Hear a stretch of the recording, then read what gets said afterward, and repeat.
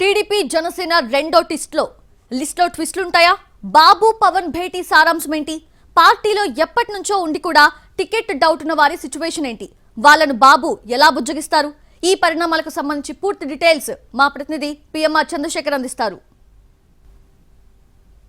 ఇవాళ టీడీపీలో కీలక పరిణామాలు చోటు చేసుకున్నాయి. టీడీపీ అధినేత చంద్రబాబుతో పవన్ కళ్యాణ్ భేటీ అయ్యారు. రెండో విడత అభ్యర్థులకు సంబంధించిన జాబితా మీద కసరత్తు చేశారు. అలాగే క్షేత్రస్థాయిలో ఎక్కడెక్కడ ఇబ్బందులు ఉన్నాయి, టీడీపీ జనసేన పార్టీల మధ్య కోఆర్డినేషన్ ఎక్కడైతే లేదు, ఎక్కడైతే గొడవలు జరుగుతున్నాయి, తొలి విడత అభ్యర్థులు ప్రకటించిన తర్వాత ఎక్కడైతే గొడవలు జరుగుతున్నాయి వాటిని ఏ విధంగా సర్దుబాటు చేయాలన్న అంశం మీద ప్రధానంగా చర్చ జరగడంతో పాటుగా రెండో విడత అభ్యర్థుల జాబితాకు సంబంధించిన కసరత్తు జరిగింది. ఎన్ని నియోజకవర్గాలకు సంబంధించిన అభ్యర్థులను రెండో విడతలో ప్రకటించాలి, టీడీపీ తరపున ఎన్ని, అలాగే జనసేన తరపున ఎన్ని ప్రకటించాలి అన్న అంశానికి సంబంధించి చర్చ జరిగినట్లుగా మనకు అందుతున్న సమాచారం మేరకు తెలుస్తుంది. మనకు అందిన సమాచారం మేరకు దాదాపు 25 నుంచి 30 స్థానాలు రెండో విడత అభ్యర్థుల జాబితాను టీడీపీ ప్రకటించే అవకాశం కనిపిస్తుంది. అలాగే జనసేన కూడా 10 నుంచి 12 స్థానాల సంబంధించిన అభ్యర్థుల పేర్లను ప్రకటించే అవకాశం ఉన్నట్టుగా తెలుస్తుంది. సో వీలైనంత త్వరగా రెండో విడత అభ్యర్థులకు సంబంధించిన జాబితాని ప్రకటించాలి అన్న ఒక క్లారిటీకి వచ్చినట్టుగా తెలుస్తుంది. ప్రధానంగా టీడీపీ ఎన్డీఏలో చేరిక అంశానికి సంబంధించి కొంత క్లారిటీ వచ్చే అవకాశాలు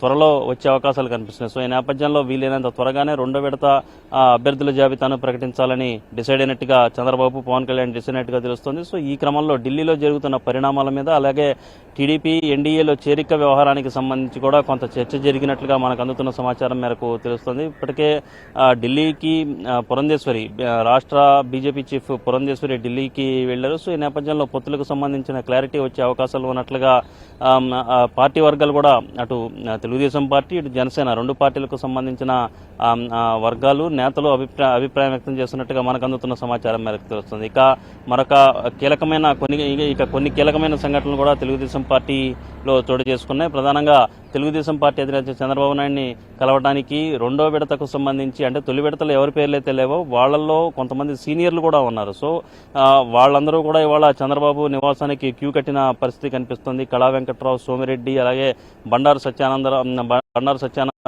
సత్యనారాయణ మూర్తికి సంబంధించిన తనయుడు, దాంతోపాటు గౌతు శివాజీ, అలాగే గుమ్మనూరు జయరాం, సో ఇటువంటి నేతలందరూ కూడా క్యూ కట్టిన పరిస్థితి కనిపిస్తుంది. కళా వెంకట్రావుకి వచ్చే ఎన్నికల్లో తిరిగి హెచ్ఎల్ఆర్ నియోజకవర్గం నుంచి పోటీ చేయాలన్న ఆయన భావిస్తున్నారు. సో ఈ నేపథ్యంలో తొలి విడతలో ఆయన పేరు లేకపోవడంతో చంద్రబాబుతో భేటీ అయ్యారు. సో దానికి సంబంధించిన క్లారిటీ రావాల్సి ఉంది. అయితే మనకు అందుతున్న సమాచారం మేరకు హెచ్ఎల్ఆర్ నుంచి వచ్చే ఎన్నికల్లో కళా వెంకట్రావు పోటీ చేసే అవకాశాలు ఉన్నట్లుగా ప్రస్తుతానికైతే ప్రచారం జరుగుతుంది. సో దీనికి సంబంధించి క్లారిటీ రెండో విడత అభ్యర్థుల జాబితా ప్రకటించిన తర్వాత వచ్చే సూచనలు కనిపిస్తున్నాయి. అలాగే సోమిరెడ్డి కూడా నియోజకవర్గంలో కావచ్చు, అటు సర్వేపల్లి నియోజకవర్గంలో కావచ్చు, నెల్లూరు జిల్లాలో గత 5 ఏళ్ల కాలంలో తాను ఏం చేశానన్న అంశానికి సంబంధించి పూర్తి స్థాయిలో వివరించడంతో పాటుగా సర్వేపల్లి నియోజకవర్గంలో లెక్కకు మించిన స్థాయిలో నేతలతో సర్వే చేయించడం వల్ల, నేతల పేర్లు పెట్టి ఐవీఆర్ఎస్ సర్వే చేయించడం వల్ల కేడర్ గందరగోళానికి గురవుతున్నారనే విషయాన్ని చంద్రబాబు దృష్టికి తీసుకెళ్లినట్టుగా తెలుస్తుంది. సో ఈ నేపథ్యంలో చంద్రబాబుతో సోమిరెడ్డి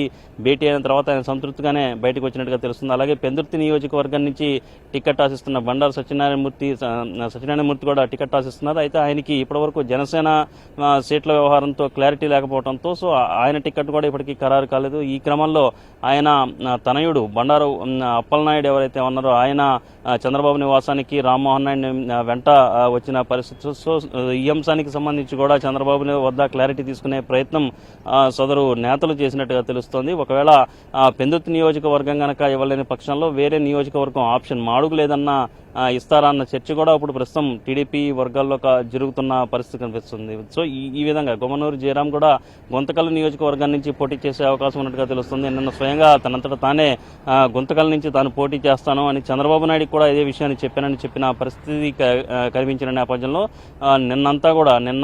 ఇవాళ కూడా కొద్దిగా అక్కడ గుంతకల్లు నియోజకవర్గంలో తెలుగుదేశం పార్టీకి సంబంధించిన కేడర్ రోడ్డెక్కి ఆందోళన చేసిన పరిస్థితులు కనిపిస్తున్న నేపథ్యంలో చంద్రబాబు నాయుడు దృష్టికి ఇవాళ గుమ్మనూరు జయరాం చంద్రబాబుతో భేటీ అయిన సందర్భంలో ఈ అంశం కూడా ప్రస్తావనకి వచ్చినట్టుగా తెలుస్తుంది. సో ఆయన గుంతకల్ నుంచి పోటీ చేసే అవకాశాలు ఎక్కువగా కనిపిస్తున్నప్పటికీ ఆయన గుంతకల్ నుంచి పోటీ చేస్తారా, లేకపోతే ప్రస్తుతం సిట్టింగ్ ఎమ్మెల్యేగా ఎక్కడైతే కొనసాగుతున్నారో ఆలూరు నియోజకవర్గం నుంచి మళ్లీ పోటీ చేస్తారా అన్న అభిప్రాయం కూడా, చర్చ కూడా ప్రస్తుతం పార్టీ వర్గాల్లో జరుగుతున్న పరిస్థితి కనిపిస్తుంది. సో ఓవరాల్గా రెండో విడత అభ్యర్థులకు సంబంధించిన జాబితా వ్యవహారం మీద ఈ రోజంతా చంద్రబాబు వద్ద సమావేశాలు అలాగే సమీక్షలు జరిగిన పరిస్థితి కనిపిస్తుంది. కెమెరామెన్ ఈశ్వర్తో చంద్రశేఖర్, ఎన్టీవీ, అమరావతి.